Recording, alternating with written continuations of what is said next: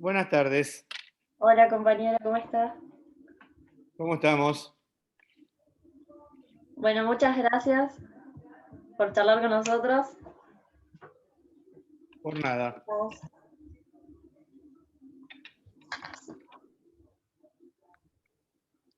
Bueno, yo voy a tener silenciados a todos, así te podemos escuchar y cuando digas podemos hacer las preguntas o debatir cuando Buenísimo, dar la charla. Así que, buenísimo, buenísimo. bueno, cuando quieras empezamos. Bueno, muchas gracias. Gracias, Mica, gracias a la joven militante de la que me honro ser padrino. Tremendo eso que te digan padrino. Suena, bueno, a Corleone, pero en fin, qué sé yo. Eh, yo que he logrado armar una quinta durante una quinta, un remedio de quinta durante la pandemia, por ahí, qué sé yo. Me parezco un poquito al padrino. Vamos a charlar hoy un poquito de discurso político, porque me parece, y yo le proponía esto a Mica hace un tiempo ya, porque hay un montón de cosas que nos ayudarían como militantes, digamos, a empezar a entender de alguna manera de qué va toda esta cuestión y cómo a través de lo que dicen eh, y de lo que hacen y de lo que miran y de lo que escriben y de lo que un montón de cosas, nuestros políticos en general dicen muchísimo más de lo que pretenden decir con la oralidad, porque si algo ha dejado de ser eficaz en términos de oralidad, es precisamente el discurso político. El discurso político es en realidad un envase semiológico, así lo definen los teóricos. Son signos, palabras, señales, actitudes, silencios. El silencio tiene que ver con el discurso de un político. Y con todo esto que hace un político o cualquier detentador de poder, porque ahora nos vamos a dar cuenta de que no solamente los políticos elaboran un discurso político, cualquier detentador de poder puede hacerlo con lo que ellos construyen su mensaje. Es decir, toda actividad discursiva es, al fin y al cabo, un proceso de interacción enunciativa interpretativa. Y una cosa es lo que yo enuncio, vuelvo a decir, no solamente con las palabras, y otra cosa es lo que mi receptor, que después vamos a ver que en el término del discurso político es como que se parte, es que como que se subdivide, interpreta. Entonces, un discurso producido en circunstancias determinadas no produce jamás un solo efecto. Todo lo contrario, el discurso produce en un contexto social dado un campo bastante amplificado de sentidos posibles. Y desde el punto de vista de la enunciación, el sujeto enunciador, que vuelvo a decir puede ser un político o no, no solo produce su discurso, sino que además incorpora las voces de otros enunciadores. Muchas veces esos enunciadores son además los que han operado antes como auditorio o como público. Pero tengamos entonces en cuenta que un político que responde a una entrevista radial, que participa en un programa televisivo, que escribe una nota de opinión, que va a un comedor de una escuela o a un comedor comunitario, que se saca una foto besando a un bebé en campaña, digo, vamos chicos, lo hemos visto millones de veces eso. Y también, qué sé yo, que va a determinado evento social, bueno, lo que está construyendo es un discurso. Ahora, estos discursos tienen ruidos. Digo, esto lo determinó, o de alguna manera lo empezó a trabajar un señor que se llamaba Jacobson, para hablar de aquellas cuestiones que son perturbadoras de la comunicación y que, o bien, o causan pérdida de la información o causan pérdida del contacto, que en términos de lo discursivo es muy importante. Jacobson hizo dos grandes esquemas, que son los esquemas cuando el problema parte del emisor, le puso de emisión, y cuando el problema es una responsabilidad de alguna manera, o una parte de la recepción, le puso naturalmente de recepción. No son necesariamente muy creativos, digamos, los técnicos en discurso. Ahora, lo interesante es que en los problemas o en los ruidos de emisión hay dos grandes núcleos. El primero, que es de concepción. Es decir, es un problema que está en la propia elaboración del mensaje. Cuando yo elaboro el mensaje, elaboro un mensaje que por determinada cuestión, que ya vamos a ver, es confuso. Pero también hay un problema de propagación. Si en este momento, no sé, acá en este cuarto donde yo estoy, empezara a pasar una moto, me pasó una vez en una clase, entonces ustedes no escucharían nada, lo que escucharían sería el ruido de la moto.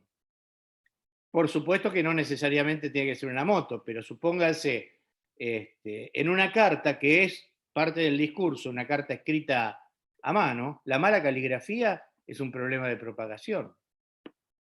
La mala vocalización, digo, Macri hablando con una papa en la boca, tiene un grave problema de propagación. Y yo tenía un amigo, además, que le decían diario mojado, porque como se le corría la tinta no entendía a nadie qué decía, digamos, ¿no? Pero es así, la verdad es que hay problemas técnicos, digamos, y hay problemas de concepción. Y por el otro lado, en la recepción hay problemas de audio o de escucha, digo, yo que soy medio sordo, por ejemplo, ¿eh?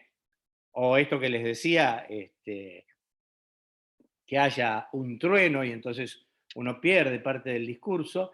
Y los que a mí más me interesan, que son los, digamos, los ruidos de asimilación, que son problemas conceptuales. Son esos problemas en donde aparece una resistencia ideológica o psicológica que distorsiona el mensaje. Y yo esto lo simplifico siempre cuando hablo de lo que a mí me parece que es, nada, lo más evidente del mundo. Cuando uno escucha a algún opositor que en general no se banca demasiado, termina no entendiendo lo que dice. O la mayoría de las veces pierde parte del discurso. Pero ahí hay una resistencia psicológica, hay una resistencia ideológica. Bueno, ¿por qué a mí me parece relevante pensar en esto? Porque una parte importante de la sociedad, esa parte de la sociedad con la que nosotros estamos permanentemente interactuando, tratando de captar el voto, lo que Perón llamaría las hormigas sueltas, bueno, esos tienen hoy, gracias a la acción, pero no a la acción de ayer, de antes de ayer o de los últimos 10 años, a la acción sostenida de los medios de comunicación desde 1810 a esta parte, es decir, estamos hablando de más de 200 años de historia. Bueno, han creado una falsa idea sobre la política que han abonado a algunos políticos, convengamos que esto es así, pero han creado una falsa idea de la política que en general hace que un sector o una parte de la sociedad tenga esos ruidos de asimilación que impiden que hagan de la política una cosa que practiquen todos los días. Entonces, para mí es muy importante que pensemos siempre que no todo lo que pasa con aquellos que nos rechazan como políticos, digo, que no es que me rechazan a mí, o lo rechazan a Aníbal, o la rechazan a Mica. No, es que rechazan a la política en general. los que dicen todos los políticos son iguales, los que tenían el famoso discurso de 2001, que se vayan todos. Bueno, en esas personas hay un ruido de asimilación que les impide ver la importancia y la relevancia de esta herramienta fundamental para cambiar el mundo, que es la política. Vamos a ver ahora, para empezar a trabajar sobre la posibilidad digamos, de vencer esos ruidos de asimilación, algunas ideas y algunas miradas sobre las distintas cosas que hay que tener en cuenta cuando uno piensa un discurso político. O piensa en términos discursivos políticamente. Primero, a mí me interesa mucho ver el tema de los emisores, del quién, ¿no? Que es una cuestión, a mi juicio, relevante. Porque, ¿qué pasa? Hasta los años 80, el discurso político parecía que era la oralidad de un tipo que estaba en la política, o de una mujer que estaba en la política. Y tan así era que una semióloga muy conocida de esos años, la señora María Elena Qués, decía, voy a leer para citar, el hecho de que sea un dirigente político quien emana ese discurso es condición necesaria, pero no suficiente para que el discurso sea político. Es decir, María Elena Qués ya nos advertía de que, aunque el discurso político tenía que estar para ella en boca de un político, no alcanzaba con que fuera un político el que lo dijera. A mí me parece, a esta altura de la soirée, que ya ni siquiera necesitamos que sea un político el que emane ese discurso. Y la verdad es que porque hemos podido determinar en los últimos años, o en varios, en las últimas décadas diría yo, que el discurso político es en realidad un mensaje sobre la actualidad, el mundo o alguna circunstancia social particular en el que se revela la posición de poder del emisor. No importa que sea un político, puede ser un rockero, puede ser un cineasta, puede ser un deportista. El mejor ejemplo del ejercicio del discurso político no realizado por un político es precisamente Maradona. Yo no sé si ustedes recuerdan, y lo cito al Diego porque me parece relevante en este sentido, el tatuaje del Che Guevara que tenía Diego en uno de sus brazos. Y todo el mensaje de Diego, digamos, favorable a la izquierda. Yo les puedo asegurar que ese mensaje ha hecho más por la izquierda en la Argentina y en parte grande de Latinoamérica y del mundo que muchísimos dirigentes de izquierda. Muchísimos. Digo, Diego ha sido más importante para la izquierda, para la verdadera izquierda, que lo que puede ser Del Caño, Altamira o cualquiera de esos muñecos. ¿Por qué? Porque su discurso es un discurso con una gran penetración, porque lo que tenía Diego era precisamente una posición de poder sobre muchísimos de nosotros. Y aunque no lo juzgáramos como político, lo juzgábamos sí como un tipo inteligente, un tipo que nos divertía, un tipo que nos producía amor, placer, digo, cosas que son muy importantes a la hora de que el discurso penetre. Así que pensemos, vamos a usar otro ejemplo, para tenerlo bien clarito. ¿Quién es el o la mejor comunicadora de la oposición?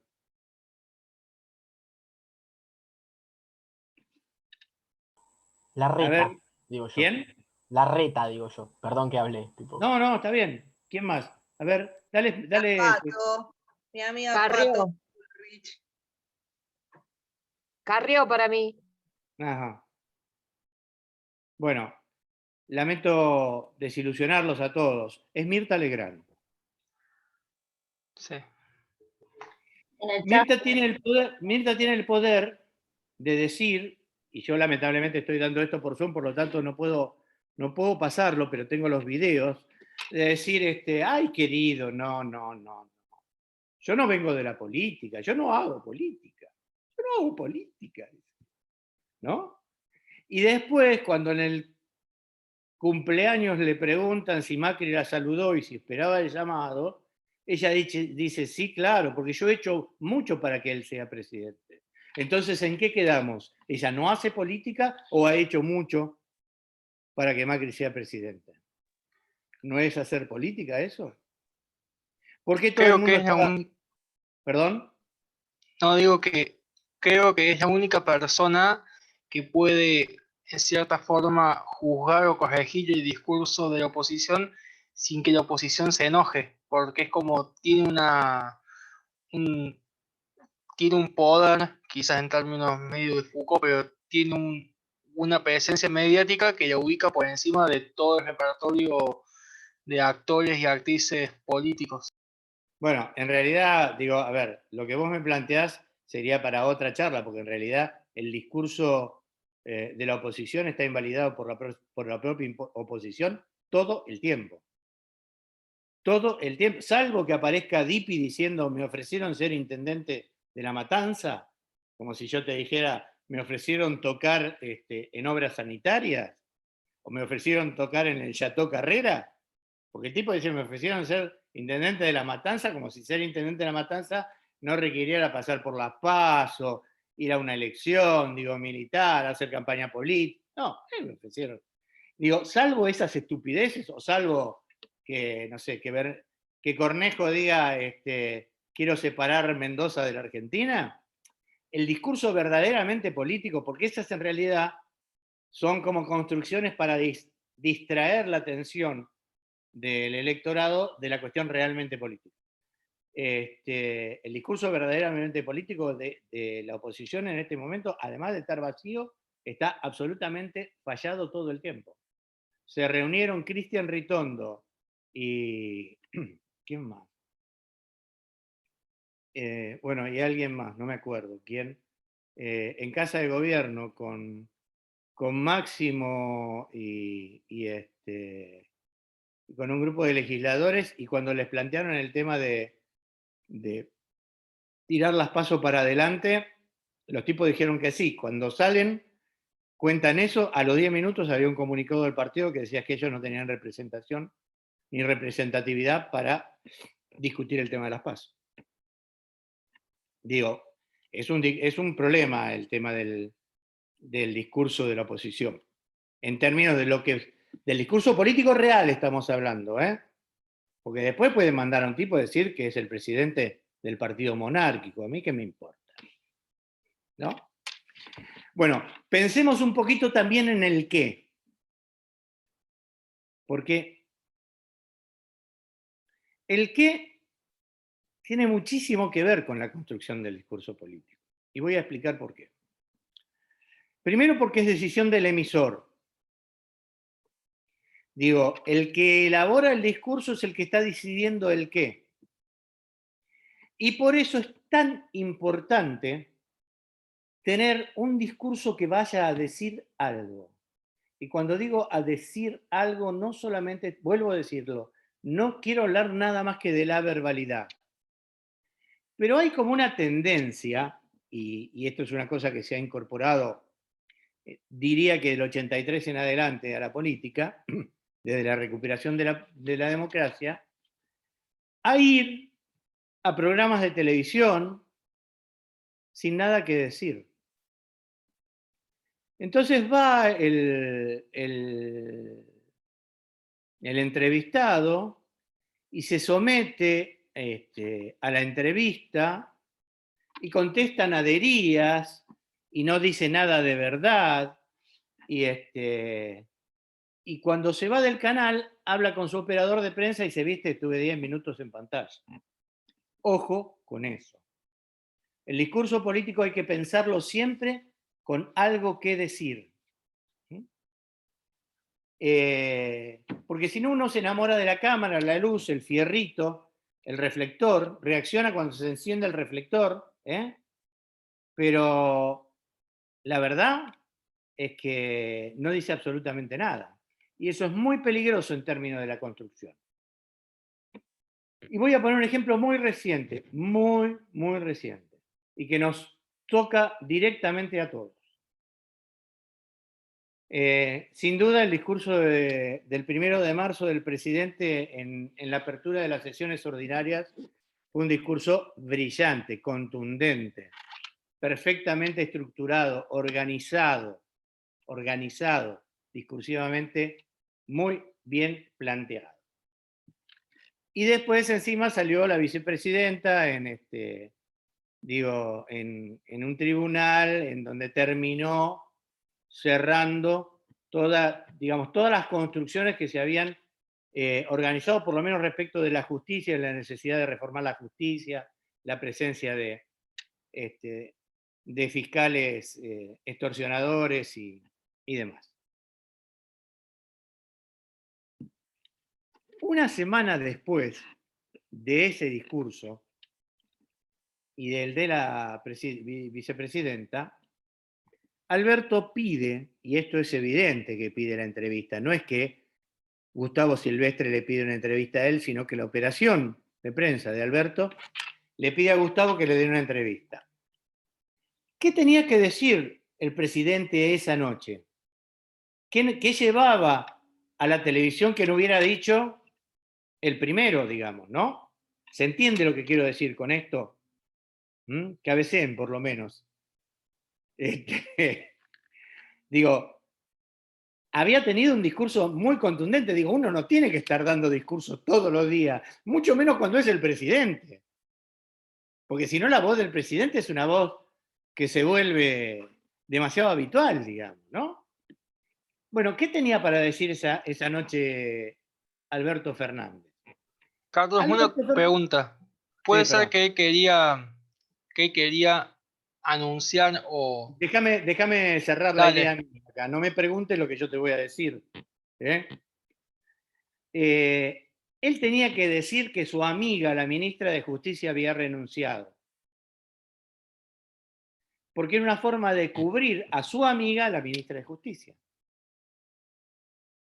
No tenía más nada resuelto. Solo tenía que decir que, bueno, que para la ministra de Justicia ella había entendido que lo que venía la superaba y que él la conocía desde chicos y en ese discurso que no dice nada, porque todos sabíamos que estaba echada o que estaba ida, era un secreto a voces, en ese discurso que no agrega nada, empieza a patinar sobre cosas anteriormente dichas. Y entonces empieza a hablar sobre su relación con Cristina. Y dice, por ejemplo, le llamo la atención y si no, vayan a verlo. Sin que nadie le pregunte, dice, bueno, yo no soy ningún Lenin Moreno. ¿Para qué? Alguien le dijo, bueno, usted la está traicionando, o usted va a traicionar a la presidenta, a la vicepresidenta. Digo, alguien, más allá de la operación, de golpe cerril, ¿alguien le preguntó? No, ¿qué necesidad? Quiero decir con esto, hay que cuidar mucho la importancia y la relevancia de lo que uno lleva en su discurso. Y esto vuelvo a decir, miren que no solamente lo dicho, lo digo con lo dicho porque es muy fácil verlo. Pero pasa cuando uno va a hacerse el valiente y hay un signo de abatimiento muy grande. Y esto lo tienen que haber notado ustedes. La noche de las PASO de 2019, el signo de abatimiento de Hola, ¿cómo andan? Yo todo bien. Yo la verdad que estoy excelente. Tengo una voz que está entrando no sé por dónde. Pero el signo de abatimiento, digo, de aquel escenario del PRO marcaba totalmente lo contrario a lo que quería decir el ¿Qué onda, Gil? Vos empezás a la guacho, a partir de ahora vamos a ver quién manda, la reconcha de tu madre. Aparecieron a hackearnos la charla. Nos han Mica, troleado. ¿no pueden sacar esa gente? Estoy escuchando, son como 4, pues. Anula la mica, por No favor. pueden vivir en paz. Apareció el troll macrista, ya, che.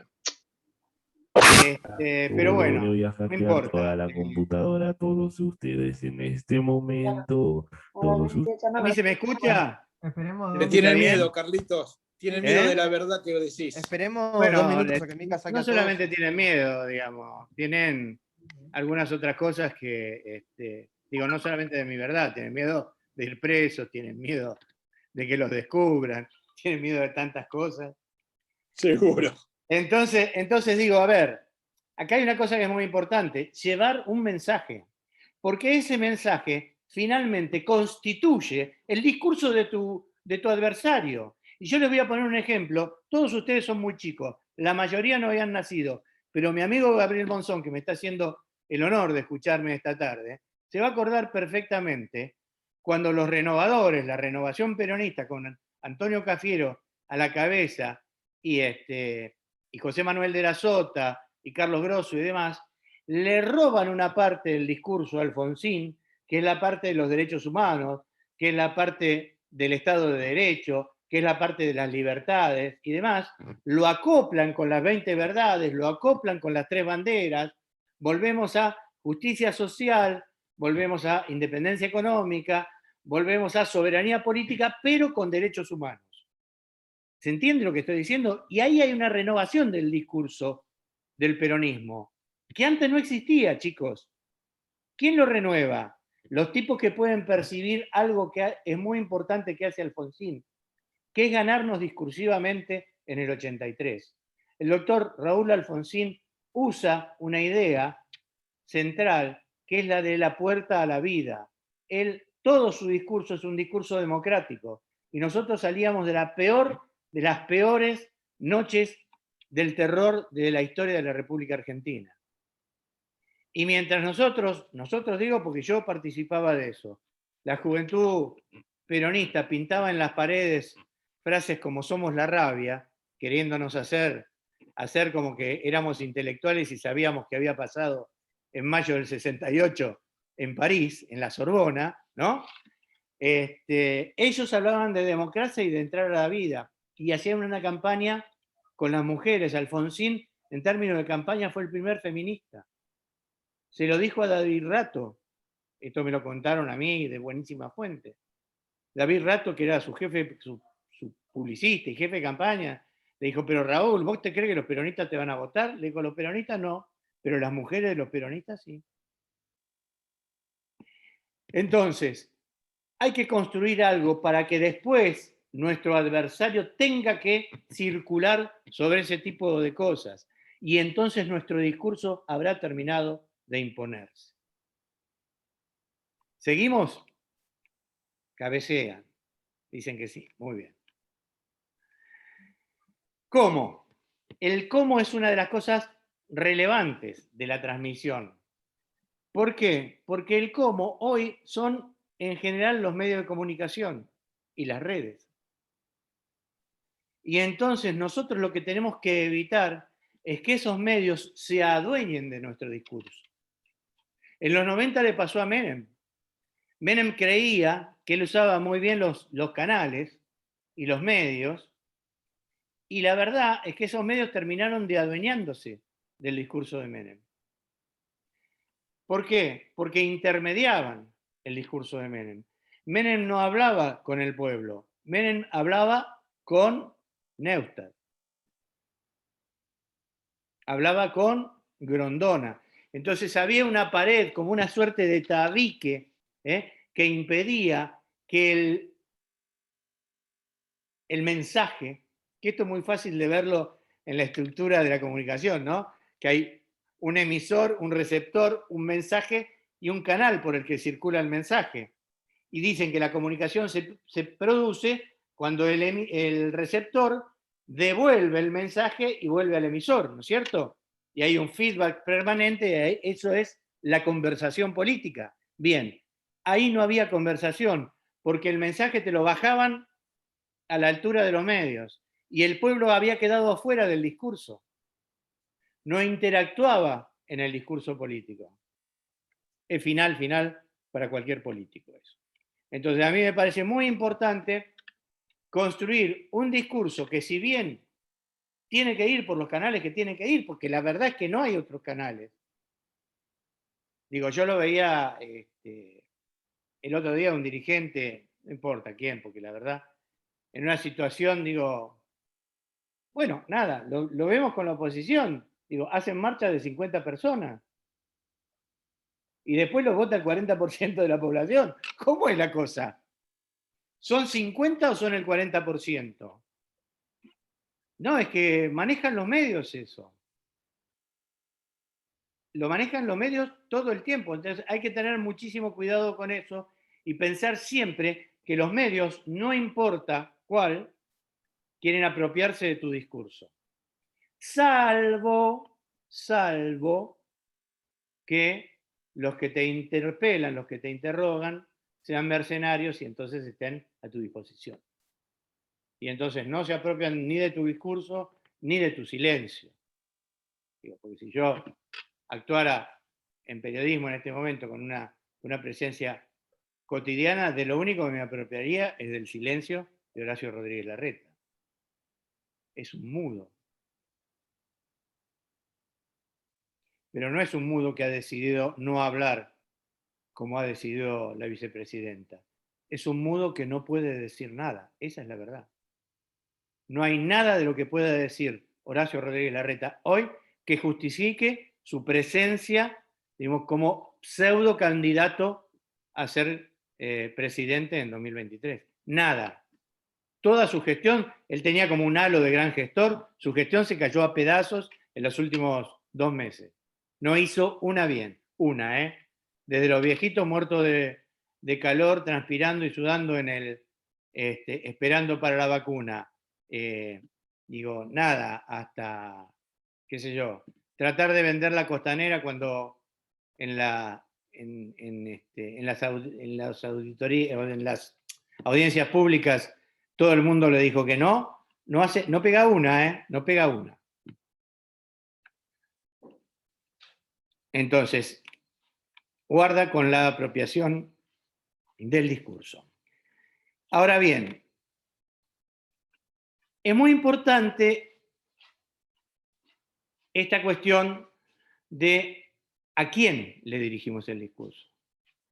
Porque volvemos a la idea primigenia. El discurso político tiene un emisor y después tiene un receptor que se divide. ¿Por qué se divide? Porque si de verdad el discurso político es una práctica institucionalizada que remite a situaciones y roles intersubjetivos, y todo discurso político se inscribe en la esfera del poder, como dicen los teóricos, no hay manera de que haya un discurso político sin destinatario desdoblado. ¿Qué quiere decir esto? Muy sencillo.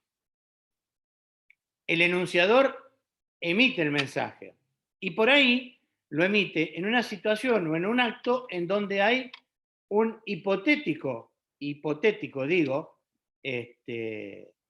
receptor, que es, nada, su público. Supongan que esto pasa en un acto, nada, en un acto político. Entonces está el emisor y su público. Ahora, ese acto, ¿para quién se hace? ¿Para el público o para los que están mirando por televisión? Digo, ¿es para el público que está ahí o es para el que está mirando por televisión? Por otro lado, ¿el discurso es para el público y para los que miran televisión? O, nada, imagínense, adentro de una interna como la que tiene Cambiemos en este momento, o el destinatario es, digamos, el ala más negociadora del PRO, que no está mirando, pero a la cual el discurso le llega. ¿no es cierto? Es decir, este desdoblamiento del receptor en auditorio y destinatario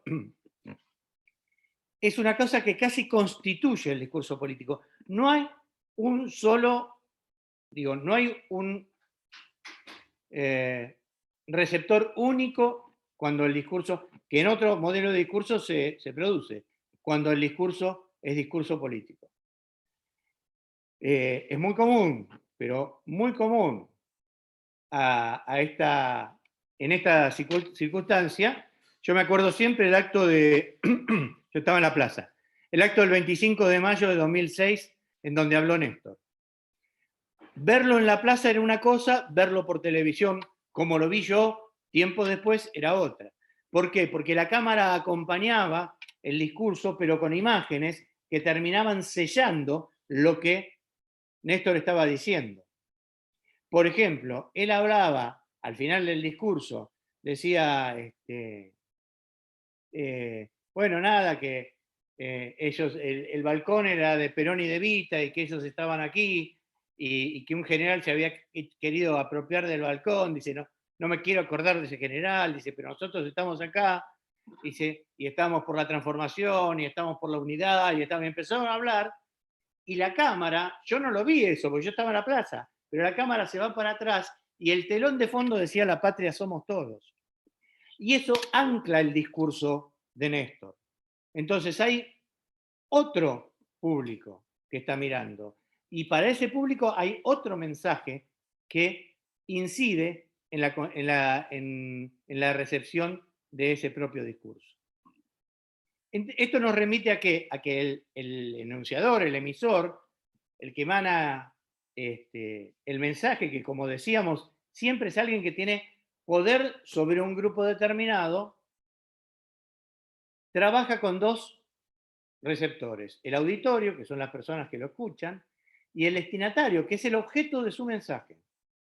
Porque cuando uno construye el discurso, lo que tiene que pensar es a quién le estoy dirigiendo este discurso.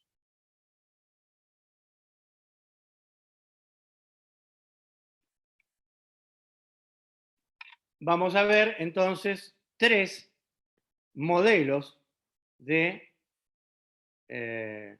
o tres figuras de lo que sería el destinatario de ese mensaje. El primero es el llamado prodestinatario, es el otro positivo. ¿Qué quiere decir el otro positivo? Es el que cree en nuestra propuesta. Digo, para nosotros que somos peronistas, una palabra que define al prodestinatario es compañero. Cuando te dicen compañero, ya sabes con quién estás hablando. ¿No? ¿Es así? Entonces, el prodestinatario es parte de lo que se llama el colectivo de identificación. Para un peronista no hay nada mejor que otro peronista, compañero. Digo. Y ahí se resolvió la cuestión. Ese nosotros inclusivo elabora un discurso y arma una suerte de comunión discursiva en la que no hay que explicar muchas cosas más. Después vamos a ver que hay una forma de dirigirse a ese colectivo. Un colectivo que tiene determinada, vamos a perder mucho tiempo, pero digamos, ese nosotros inclusivo, que es nosotros los peronistas, es cuantificable, después hay otros que no son cuantificables, como yo dijera, qué sé yo, trabajadores, ciudadanos, más o menos, y los metacolectivos, los que no son sustantivos colectivos, que serían patria, pueblo. Y esto es muy importante, se los cuento hacia la pasada, pero es muy importante, ¿por qué? Porque la contracara de ese prodestinatario es el contradestinatario, que es aquel que está excluido del colectivo de identificación. Para nosotros, los gorilas. Y con eso lo cerramos. Ahora, fíjense qué interesante. Perón, que era, en términos discursivos, no por mí, que soy peronista, los grandes semiólogos del mundo han dicho que Perón era lo que se llama un enunciador absoluto. ¿Qué es un enunciador absoluto? Es aquel que es capaz de encarnar y representar en el imaginario colectivo, ¿no? Del imaginario de la sociedad, sustantivos colectivos abstractos. Es decir, la palabra patria empieza a tener otro sentido a partir de Perón. La palabra pueblo empieza a tener otro sentido a partir de Perón.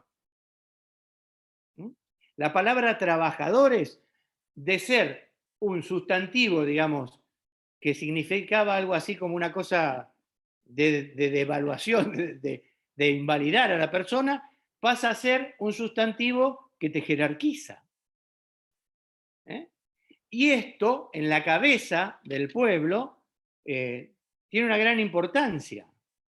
Ahora, Perón, que tuvo la capacidad de dar vida en sus prodestinatarios, de estas ideas, que no dejan de ser colectivos abstractos, digo. Uno tiene una idea de la patria, es muy difícil decirlo, pero yo les digo patria, y ustedes hay algo que se lo imaginan. ¿Por qué? Porque son peronistas. No es el mismo imaginario el que tienen la gente que milita en Cambiemos o en el PRO. Aunque a ustedes les parezca una tontería lo que les estoy diciendo. No es la misma patria. No es el mismo pueblo. Fíjense que ellos no usan la palabra pueblo, usan la palabra gente. No se le animan a la palabra pueblo.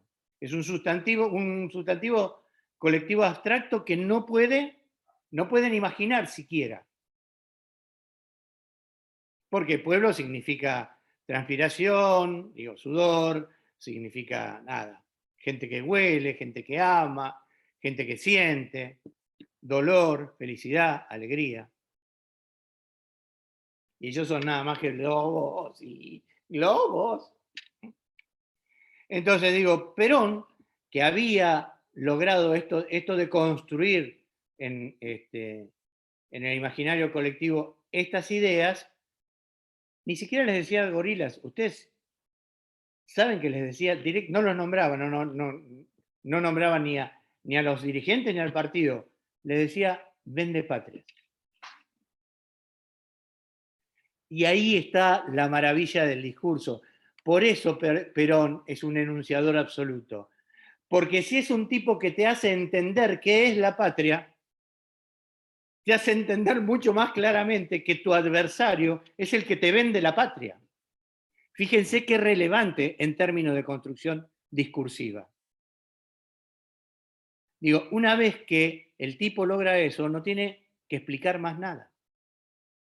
No tiene que decir ni Braden, ni el Partido Comunista, no tiene que decir más nada.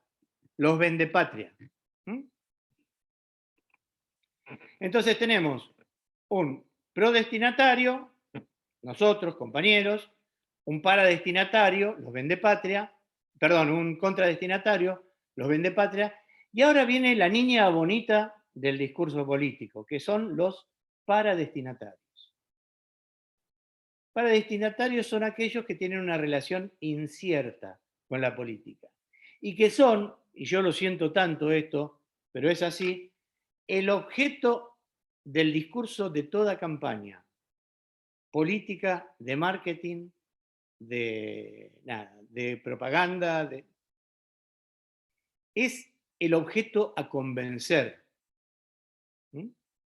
Y es el objeto que en general se expresa a político, ¿no? O por ahí. Yo no sé nada de política, yo no quiero saber nada con la política. Ese es un número importante, digo, porque en general ha venido definiendo las elecciones de los últimos 40 años, como mínimo, ¿no, Gabriel? Fácilmente, digo, a partir del regreso de la democracia, digo, la última elección que define la política viva es la de Alfonsín, y después... No, después estuvo todo vinculado al poder de los medios, al poder económico enmascarado, porque los medios forman parte del poder económico. Y al marketing, que entra en la Argentina de la mano de don Raúl Alfonsín. Porque antes era nada, una pavada. Y bueno, Entonces, el famoso símbolo RA, un producto de marketing. Es RA, tenés que tener un culo tamaño baño para llamarte Raúl Alfonsín, que es la misma idea que República Argentina, ¿no? Sí, y que era justo el logo que se había puesto de moda en aquel entonces por el Automóvil Club. Claro, claro. Bueno, pasa también que el publicista de Alfonsín, entre otras cosas, tenía la cuenta del Automóvil Club. Pero fíjense ustedes cómo para enunciar a estos sectores no los llaman ni pueblo, ni trabajadores, que son trabajadores. Ellos pueden que no se sientan, pero son trabajadores. Pero ¿cuál es el sistema anunciador que los coloca como afuera y que ya les da una identidad distinta? Vecinos, ciudadanos. Aparecen esas ideas de los militantes no son militantes, son voluntarios. Estamos hablando de una construcción política que permite que esta gente, a partir de esos sustantivos colectivos que están ligados en su imaginario a las buenas prácticas políticas, se sientan identificados con sustantivos que de verdad, si uno lo para por la calle, le dice, bueno, está bien, pero ¿qué es ser un vecino? ¿Qué es ser un ciudadano? ¿Qué es ser un republicano? Una palabra que la tienen en el estandarte todo el tiempo. Pregunten, en serio, pregunten entre esas personas que dicen, no, yo con la política no quiero saber nada, no, yo soy apolítico, que en general además, en cuanto pueden, votan a la derecha, pregúntenle, yo he hecho la experiencia, ¿qué es ser un republicano? Nadie tiene la más puta idea de la república. Y si saben qué es la república, pregúntenle, ¿cuál es la diferencia entre república, nación y patria? No. Le puede generar, puede producir un shock que les demande 6 años de psicoanálisis, les aclaro, porque eso sí lo hacen. Entonces, los enunciadores políticos digamos, que no son cuadros políticos o que pretenden no ser cuadros políticos, en general trabajan con la construcción de este tipo de lenguajes para intervenir en el mundo de los apolíticos. Y ese valor metafórico de sustitución que ejercen estas palabras sobre el imaginario de esas personas, hace que ellos se sientan distintos de nosotros. Distintos de nosotros. Entonces, las culpas también son distintas a las nuestras. Porque nosotros tenemos la culpa cuando gobernamos porque somos corruptos. Ellos tienen la culpa ¿por qué? No, no tienen la culpa. Es la crisis. ¿Cuántas veces lo escucharon decir? Clarín tituló el 20 de diciembre de... Sí, decime, Gabriel. De 2001. Sí, que te decía que era de 2001. Sí, la crisis cobró 3 nuevas vidas. La crisis cobró 3 nuevas vidas.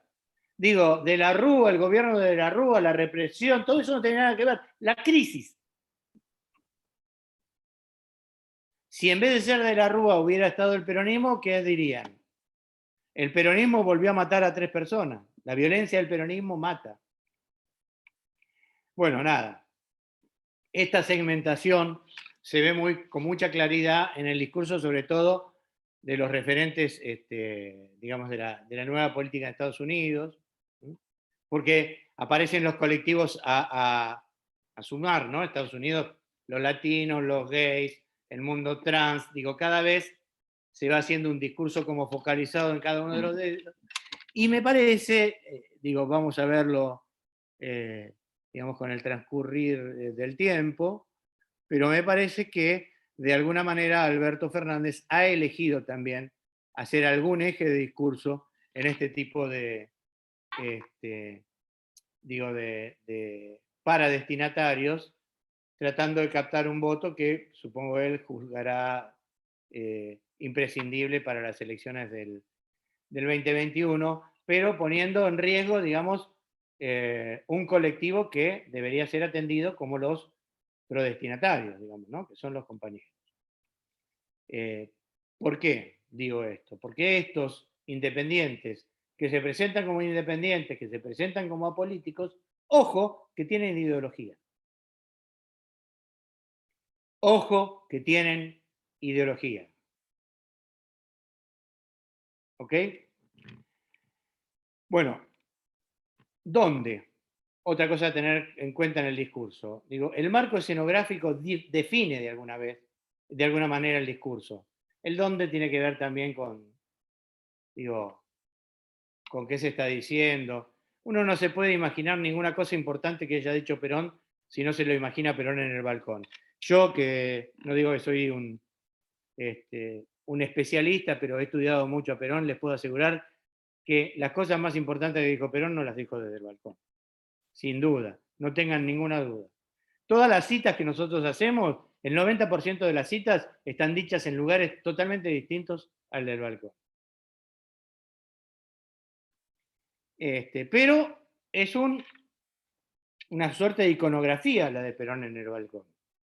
Uno puede elegir el lugar iconográfico, digamos, por acompañamiento, porque encierra o porque constituye de alguna manera, como Plaza de Mayo, constituye un marco a todas las grandes, las grandes cuestiones políticas de nuestra historia, de nuestra Argentina, ¿no? Digamos, forma parte de un relato heroico la Plaza de Mayo, o puede elegir un ámbito, digamos, o sea, por choque, un ámbito por juxtaposición, diríamos, ¿no? Y en esto los invito a ver, debe haber 100.000 versiones en YouTube. El discurso de Fidel Castro en las Naciones Unidas, en los años 68, 67, 68, cuando la crisis de los misiles, cuando la segunda crisis de los misiles, cuando le habla a Jimmy Carter y le dice, puede ser que las bombas maten a los hambrientos, maten a los enfermos, maten a los ignorantes. Dice, pero no van a poder matar ni la enfermedad, ni el hambre, ni la ignorancia. Eso lo dice en las Naciones Unidas, que es como si él hubiera ido hasta la Casa Blanca, hubiera golpeado, abre Jimmy Carter la puerta y en ese momento él le decía, puto. Digo en ese momento porque no era lo mismo decir eso en ese momento que decirlo ahora cuando todos hemos asumido e incorporado las diversas identidades sexuales a nuestra vida. Digo, en ese momento era un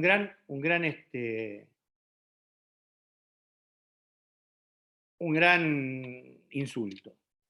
Digo, eso es lo que elige hacer, va a otro lugar a insultar, para provocar una suerte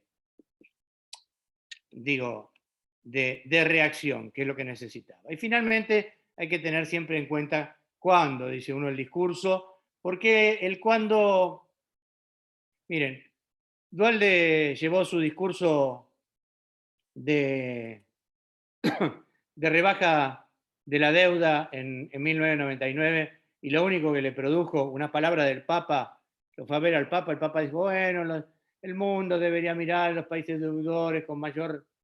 Nada, se volvió todo el mundo loco, le quitó 3 puntos de intención de voto. ¿Por qué? Porque todo el mundo creía que cuando se caía la convertibilidad, nosotros desaparecíamos como si fuéramos la Atlántida. Néstor, 7, 8 años después, anunció, digamos, la negociación de la deuda y le puso 14 puntos en 3 semanas. 14 puntos de mirada positiva. Néstor estaba clavado en 40 puntos, subió 14 puntos de mirada positiva de parte de la sociedad, con el mismo discurso. Se entiende lo que digo, ¿no? Es un problema de oportunidad y de conveniencia de ejercer el discurso en ese momento.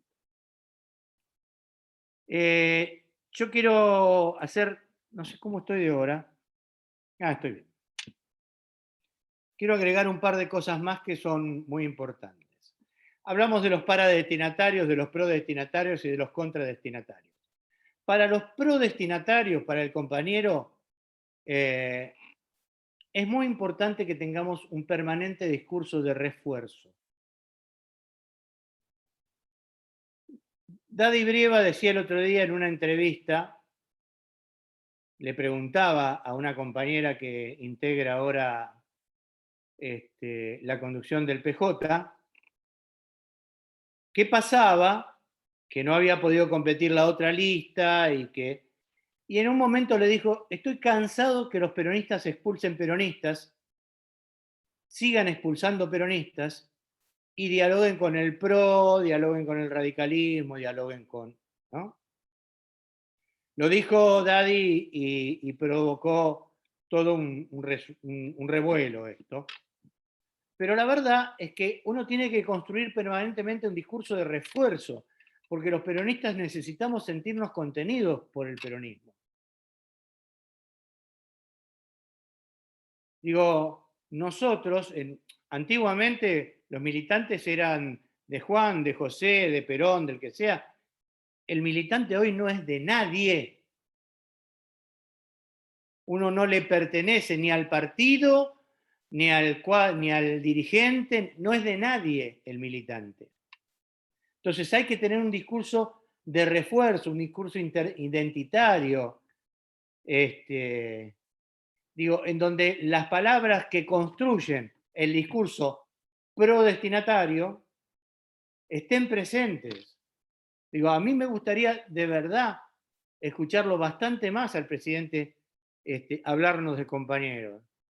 Porque Néstor no usaba la iconografía de Evita y de Perón, pero nos decía compañeros. Nos metía en esta bolsa en el que todos nos reconocemos. Hay un discurso también para el contradestinatario, que es la polémica. Uno tiene que polemizar con el adversario. Yo creo que uno de los grandes errores del PRO y de Cambiemos en la función fue no discutir con el peronismo. Negarlo como si no existiera, ¿no? Hacer como que no estaban ahí. Uno tiene que ganarle el debate al adversario. Tiene que hacer que el adversario se sienta vencido. ¿Saben cuál es la forma de ganarle al adversario? Hacer que hablen de lo que nosotros estamos hablando. Y ellos lo manejan muy bien eso. Nosotros muchas veces, no nosotros, la dirigencia política argentina muchas veces está hablando, la dirigencia política peronista, está hablando de lo que le propone el adversario. Un adversario que perdió por más de 8 puntos. Y no es que hablan, de si se pueden o no llevar adelante las pasos. Hablamos de que a Dipi le ofrecieron la intendencia de La Matanza. Hablamos de que Cornejo quiere hacer una acción separatista, digamos, quiere ser secesionista. ¿Se entiende? No tiene relevancia política eso, no existe. No es lo que le pasa a la sociedad, no es lo que le pasa al pueblo. Al pueblo le pasa que los alimentos aumentan, al pueblo le pasa la pandemia, le pasan cosas que no tienen que ver. Fíjense que el discurso opositor no es nada. Es increíble que estemos hablando de nada. Tantas veces. Y finalmente, para el destinatario, para el objeto de deseo, nosotros tenemos que pensar siempre en la elaboración de un discurso de persuasión. ¿Cuál es la persuasión? La persuasión poco tiene que ver con decirle, sos un pelotudo si no entendés esto. Porque lo único que estamos haciendo es expulsarlo. Yo sé que es muy difícil, porque además, como en general son analfabetos políticos, accionan, como nos planteaba, no me acuerdo el nombre del poeta, que decía que no hay nada peor que un analfabeto político. Accionan... Bertolt Brecht. Sí, Bertolt Brecht, gracias. Accionan de una manera en donde a uno le producen rechazo. Sin embargo, no deberíamos mostrarle cosas que deberían hacerlo reaccionar, pero mostrárselas con... tiene que haber una acción de parte del gobierno también en este sentido. Si nosotros sabemos y están las mediciones de que entre lo que declara el ministro de Salud de la Ciudad de Buenos Aires, de vacunas que se han aplicado y la cantidad de vacunas que han llegado a la Ciudad de Buenos Aires, hay 80.000 vacunas que no se sabe dónde están. No es que lo tengamos que decir nosotros por las redes, tiene que decir el gobierno. Tiene que salir el ministro de Salud o la ministra de Salud y en vez de decir, bueno, sí, no sé, lo de las vacunas tendríamos que ver, estamos en un trabajo. Tienen 80.000 vacunas que no se las aplicaron a nadie. Están reclamando más vacunas y tienen 80.000 que no se las aplicaron a nadie. Eso nos daría a nosotros, a los militantes, un espacio para poder remilitar estas cosas con un discurso de persuasión. Decirle, pero fíjate que tu intendente, que no es el intendente de Villa Devoto ni el de Belgrano, fíjate que tu jefe de gobierno reclama vacunas y tiene 80.000 que no puede decir dónde están. Bien, tratar de no pelearnos. Yo sé que es muy difícil, pero es así. Finalmente, quiero hacer un aporte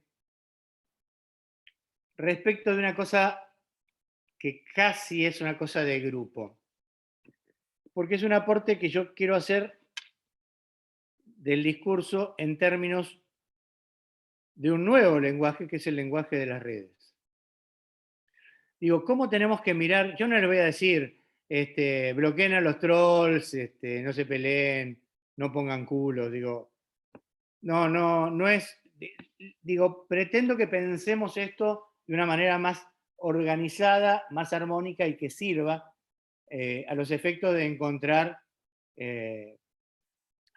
verdaderamente un espacio en las redes para que tengamos un discurso.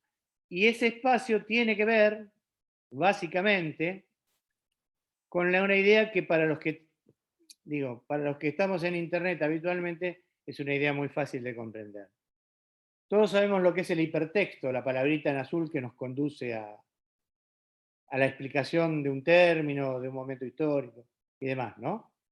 Bien, yo digo que si existe el hipertexto, nosotros desde las redes tenemos que construir el hiperdiscurso. ¿Qué quiere decir esto?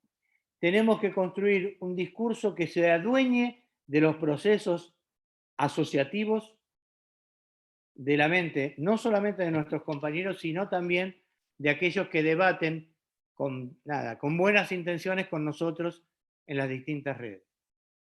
El aporte digital sería poder conducirlos a través del debate o a través del discurso hacia un momento asociativo en donde ellos digan, sí, tenés razón, ahora me acuerdo que... Yo sé que esto no es fácil, pero hay una cantidad de citas, de formas de llegar a que el otro,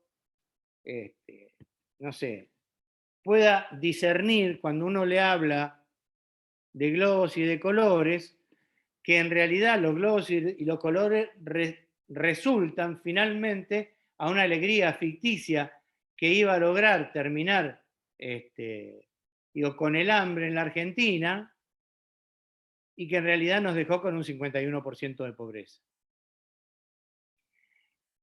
que los globos y la alegría ficticia terminan redundando en una persona que cuando pierde nos somete a una devaluación de llevar el dólar del 45 al 65, de 45 a 65 pesos, y rompe la economía de ese momento y cambia profundamente, digamos, la situación de millones de familias en la Argentina, situación económica. Digo, tenemos que encontrar una forma en nuestro discurso, no decirle, no, bueno, pero que viste, sino decir, pero qué mal reaccionó Macri aquella noche cuando perdió las PASO. Y el otro te dice, estaba triste. Sí, pero además ordenó que devaluaran el peso. O ordenó que el dólar, que liberaran el dólar. Y entonces el otro podrá pensar, sí, lo hizo para castigar a los que no lo votaron, y en realidad castigó a los que no lo votaron y a los que lo votaron. Por supuesto que no vamos a poder, decime, ¿querías decir algo, Gabriel? Sí. Sí, que eso que hizo Macri ese día había sido anunciado unos días antes cuando había dicho, si me pongo loco no saben el mal que puedo llegar a hacer. O sea que fue una amenaza que después fue cumplida. Y el discurso mediático solapa todo esto porque era necesario hacerlo. Entonces me parece que nosotros tenemos que entender que la perversidad del tipo no fue un ataque de locura, fue algo absolutamente premeditado. Absolutamente. Pero quiero decir, a ver, lo importante acá es que este hiperdiscurso, igual que el hipertexto, lo que necesita, lo que requiere, es una interacción. Digo, uno se vincula con el hipertexto si se anima a abrirlo. Entonces uno debe proponerle este hiperdiscurso, o el discurso hipertextual, si quieren, a una dinámica de cooperación activa entre uno que es el emisor y el otro que es el receptor. ¿Y proponerlo de qué manera? Proponerlo de manera de juego.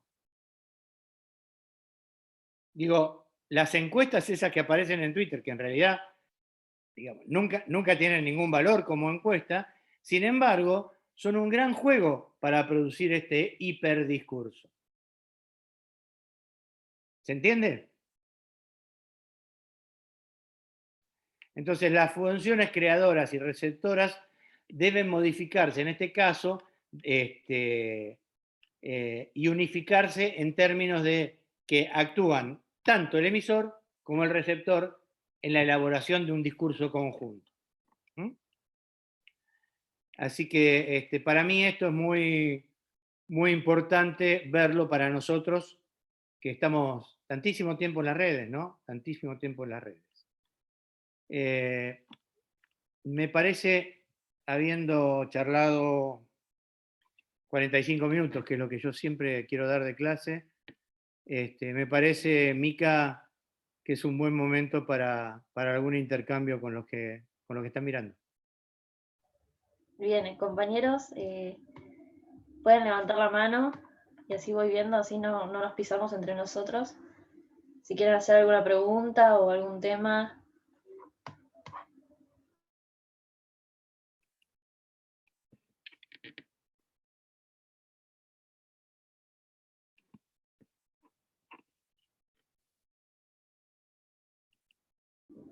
Bien, Cami.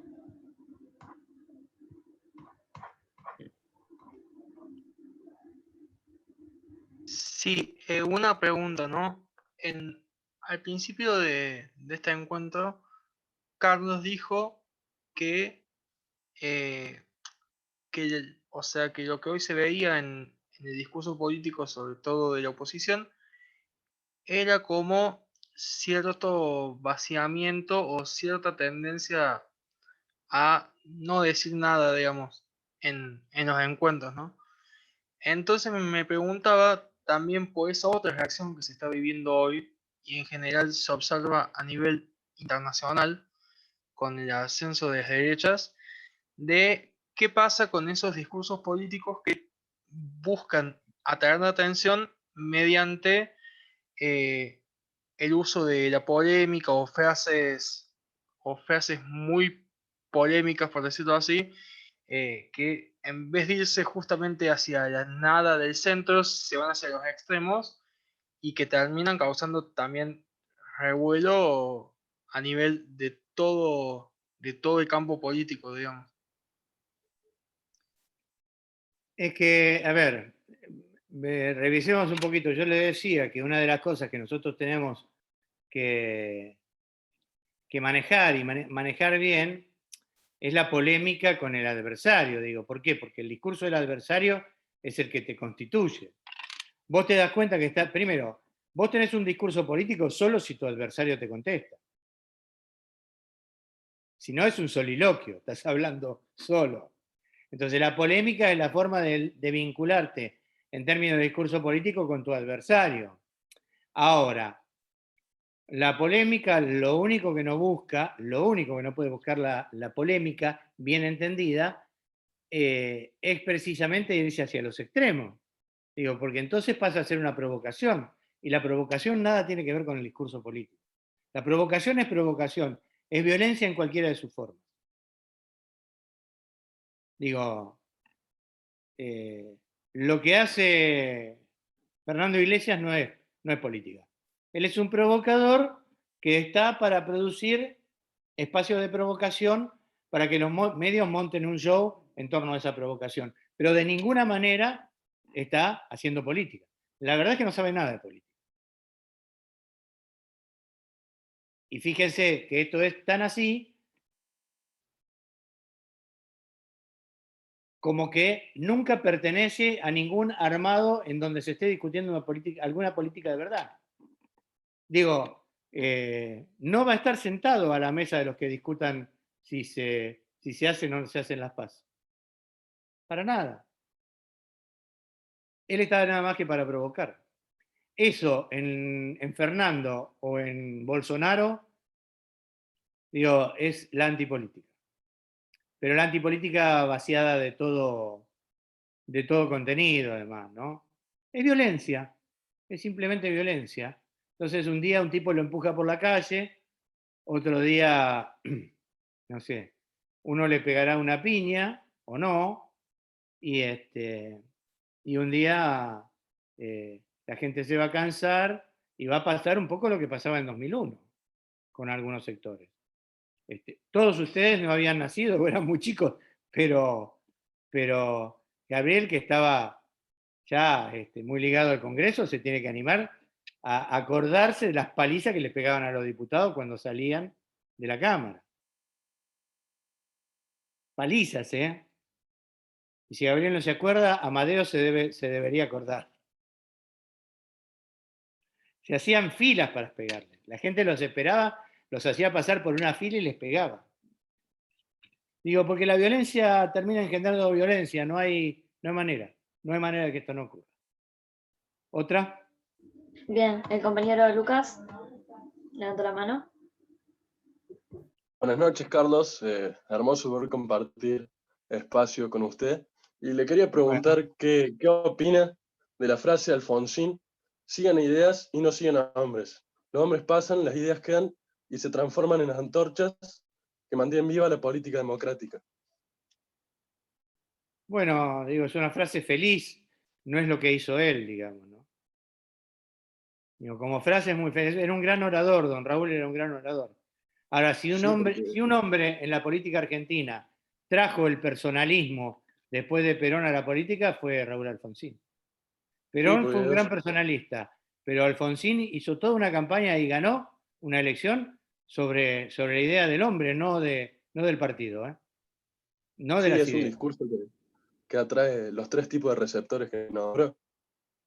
No sé, el paradestinatario la verdad que no se cree mucho ese discurso. Es un discurso muy remanido, es un discurso viejo.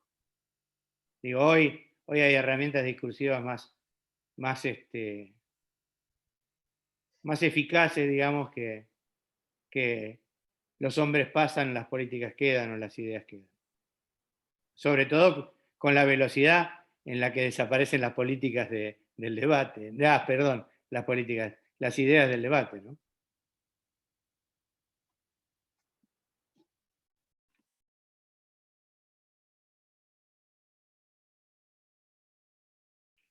¿Alguien más?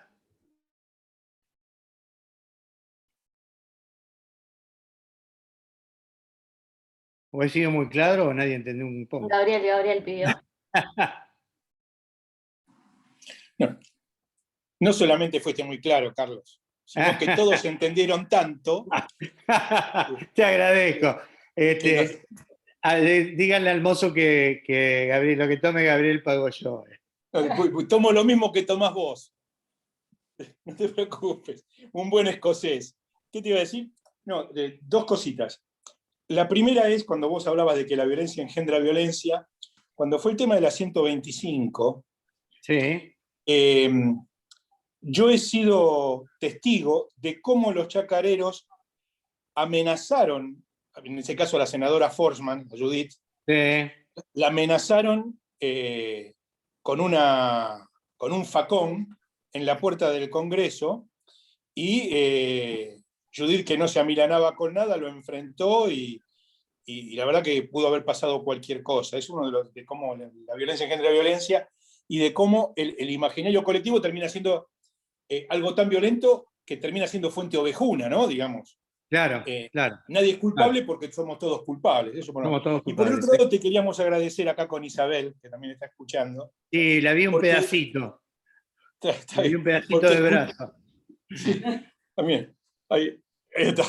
Porque escucharte a vos, y esto lo digo también para todos los compañeros, es escuchar a uno de los mejores de los nuestros. Y yo no me canso nunca de decirlo, Carlos. Vos sos no solamente un gran comunicador, sino que sos un gran pensador y un gran filósofo político, y yo me honro de ser tu amigo. Ustedes me quieren mucho. Me puse colorado, ¿no? ¿Sí? ¿De verdad? Gracias, Gabriel. Yo quiero decir una cosa, digo, Gabriel de verdad es un gran amigo, gran amigo, tan gran amigo es que Isa y él estuvieron en mi casamiento con Iris, así que, digo, estamos hablando de gente muy cercana en el corazón, en las ideas, bueno, nada, en todo. Y aunque ahora por pandemia nos vemos nada más que por Zoom, ¿qué va a ser? Bueno, gran abrazo, te agradezco mucho.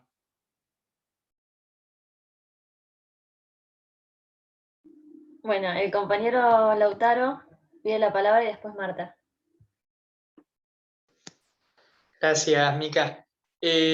Carlos, te quería hacer yo tenía una pequeña duda para aclarar los conceptos que habías expuesto.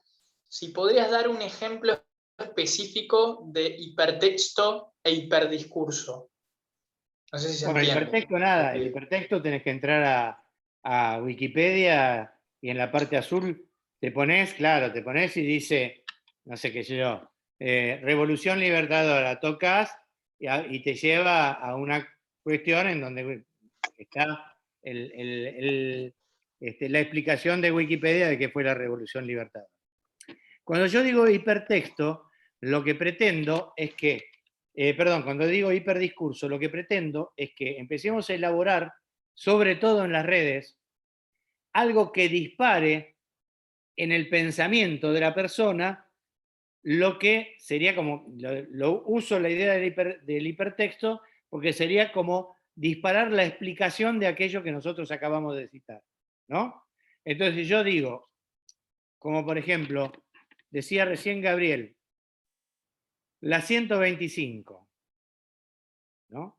Y yo tengo que plantearlo o formularlo de manera tal de que el texto me lleve a pensar en un momento de la 125 en donde yo sé que pasó determinada cosa. Entonces, supongamos que esta anécdota del paisano amenazando con un facón a la senadora fue una anécdota bastante extendida, porque en general uno tiene, pensamiento, puede hacer eso con pensamientos que están bastante extendidos, y entonces yo digo, hablando de la violencia, recordemos el nivel de violencia que trajo la 125, o sea, la aplicación de la 125 o la discusión de la 125. Y algunos se acordarán, como me acordaré yo, de que me pateaban el auto cuando yo iba a Entre Ríos en ese momento a dar clases, los los paisanos que estaban cortando el camino me dejaban pasar, pero me pateaban el auto, y otro recordará al paisano tratando de amenazar con un facón a la senadora, y otro recordará, y a todos nos habrá pasado algo que tiene que ver con ese momento de violencia. Entonces, el hiperdiscurso es que la 125 es violencia. ¿Está claro? ¿Está claro para todos? Sí. Listo. Sí, se entendió. Mica. Bien, ahora sí, Marta. Tiene el micrófono silenciado.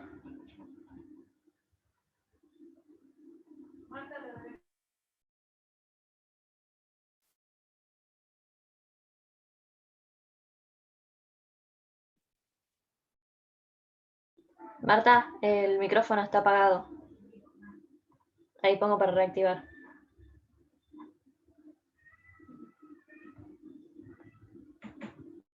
No prende.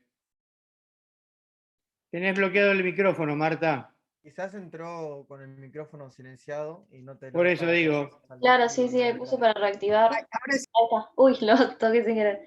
A ver, otra vez. Ahí está. A ver.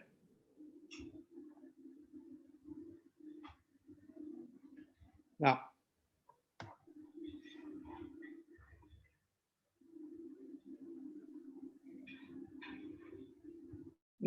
No te escucho, Marta. ¿Querés preguntar por el chat? No se te escucha, Marta. Voy a mandar para solicitar para reactivar el audio y ahí está. Ahí tocó. Tiene que tocar el cartelito y activar. A ver. Ahí. Ahí está. Ahora sí.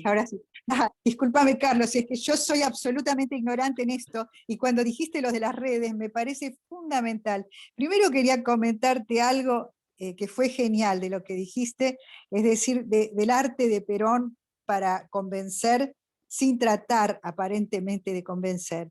Mi papá, que era antiperonista, decía, no lo escucho a Perón porque si lo escucho me convence.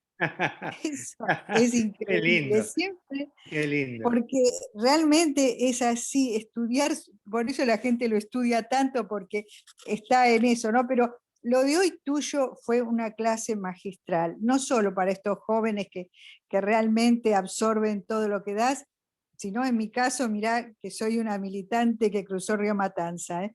Así que te agradezco muchísimo y creo que por mi parte, me parece que sería fundamental seguirte escuchando y que tomaras algunos de los puntos y que hicieras sobre esos puntos realmente pedagogía y didáctica, no sé si, en el sentido de que, por ejemplo, el tema de las redes es urgente.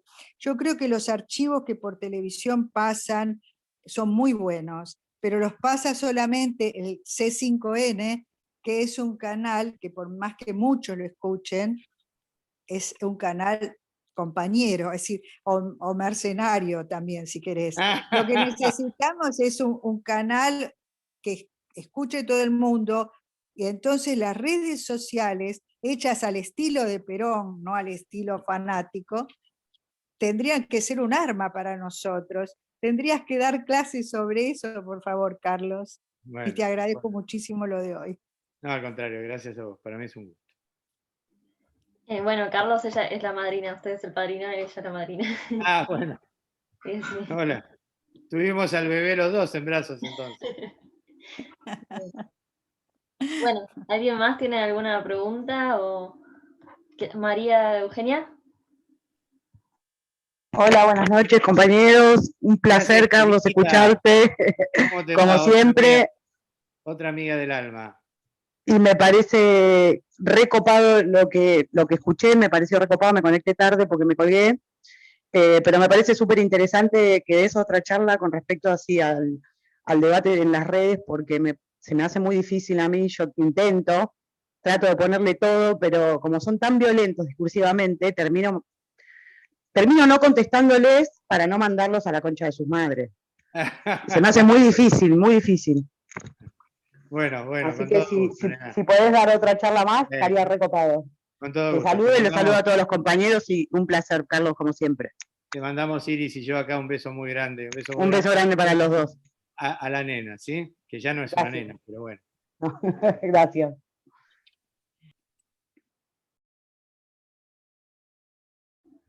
Bueno, ¿algún otro compañero o compañera?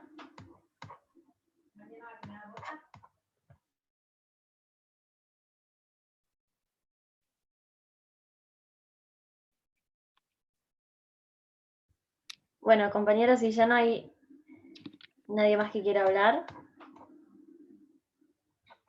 Bueno, agradecerte por tenerte en esta charla, es un honor. Nosotros aprendemos un montón. Y bueno, por estar ahí siempre cuando lo necesitamos. Así que Bueno, no, al contrario.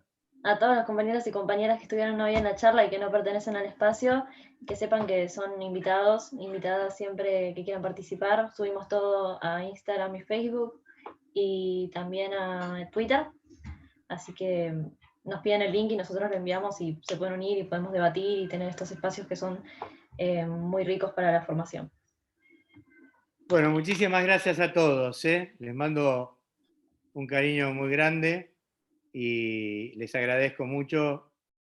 Me han dado una cosa que, como ustedes son muy jóvenes, todavía no lo entienden muy bien, pero me han dado una cosa que es la más importante de sus vidas, que es su tiempo. Así que gracias. Muchas gracias, Carlos. Bueno, seguramente te vamos a pedir alguna otra charla, compañera. Cuando quieran, cuando quieran. Chao. Bueno, muchas gracias a todos por participar.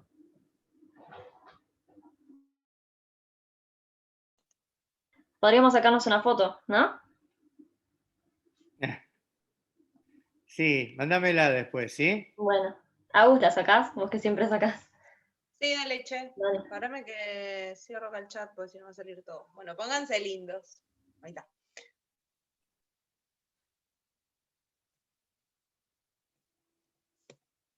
Listo, chiques. Ahí está. Gracias, Agustina. Beso Gracias grande, a ¿eh? ustedes. Un beso grande. Saludos, compa. Grosso, Carlos, grosso. Gracias, chicos, gracias, ¿eh? Grande, Carlos. Abrazo. Gracias, chicos. Muchas gracias, Carlos. Gran abrazo. Nos vemos, Gracias, Carlos. Muchas compañeros. gracias.